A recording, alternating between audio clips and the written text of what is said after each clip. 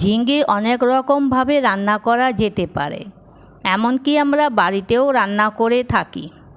আমি আজকে একটা নতুন ধরনের রান্না দেখাবো, যেটা একবার খেলে বারে বারে খেতে ইচ্ছে করবে।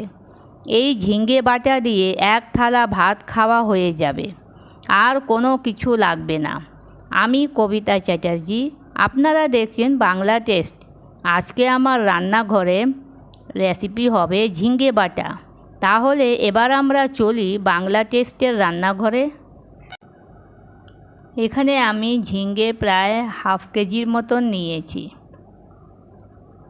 এখান থেকে আমি তিনটে ঝিঙে দিয়েই রান্নাটা করব। সবগুলি ঝিঙে আমার লাগবে না। ঝিঙে আমি ধুয়ে নিয়ে এসেছি পরিষ্কার করে, এখন কেটে নেব। প্রথম ছুলতে হবে, পুরো খোসা নামাতে হবে, কেন কি ঝিঙের খোসা তো অনেক শক্ত হয়। এই দেখুন, এইভাবে আমি একদম পরিষ্কার করে ছুলে নিয়েছি। এইভাবে সবগুলি ঝিঙে আমি ছুলে নেব। এই যে আমার ঝিঙে ছোলা হয়ে গেছে, এখন আমি এরকম করে কেটে নেব।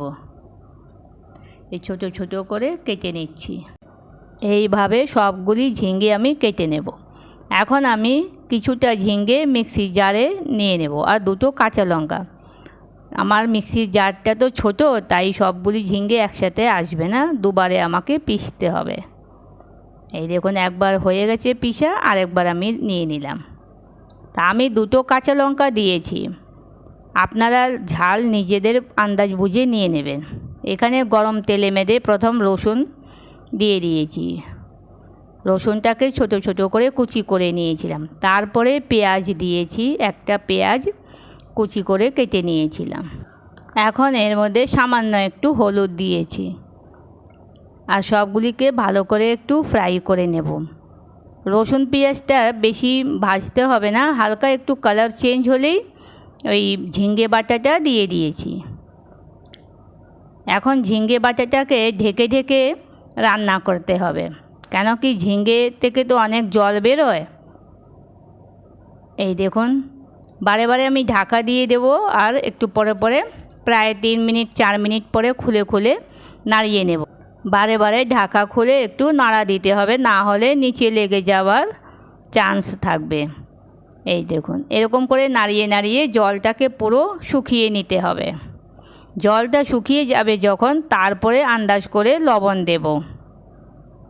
এই দেখুন, কড়া ছেড়ে দিয়েছে। এই যে আমি এখন আন্দাজ করে লবণ দিয়ে দিলাম। এখন আর একটুখানি এইটাকে ভেজে নেব।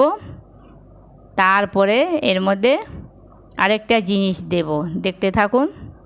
এখন আমি একটু কাঁচা তেল, সর্ষের তেল আর কি, একটুখানি 1 চামচের মতন দিয়ে দিয়েছি। দিয়ে আবার একটুখানি ভেজে নিচ্ছি 1 মিনিটের মতন। এই যে আমার এই ঝিঙে বাটা একদম পারফেক্ট তৈরি হয়ে গেছে। এখন এটাকে সার্ভ করব। তার আগে একটা শুকনো লঙ্কা ভেজে নিচ্ছি। শুকনো লঙ্কা দিয়ে এই যে গার্নিশ করে দিয়েছি উপরে। অনেকেরই বাটার সাথে আবার শুকনো লঙ্কা মেখে খেতে ভালোবাসে, তাই একটা শুকনো লঙ্কা উপরে দিয়েছি। এই দেখুন কি সুন্দর হয়েছে। বাস, এখন আর কিছু দরকার নেই, গরম ভাত আর এই ঝিঙে বাটা, আর কোনো কিছু লাগবেই না সাথে। এক থালা ভাত খাওয়া হয়ে যাবে। এত ভালো লাগে আর কি খেতে।